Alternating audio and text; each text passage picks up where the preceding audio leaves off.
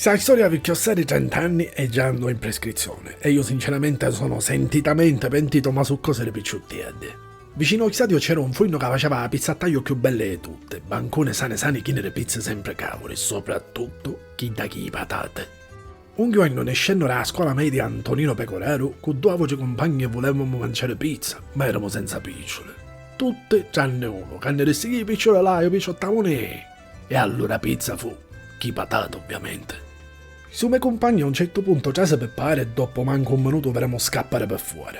Picciolate, mi infravi ma non sacchietta, io sono romanalene! Cominciamo a scappare tutte, con funnero che ne seguiteva a ridere e correndo, finalmente ne saibamo da sotto all'Eurogames.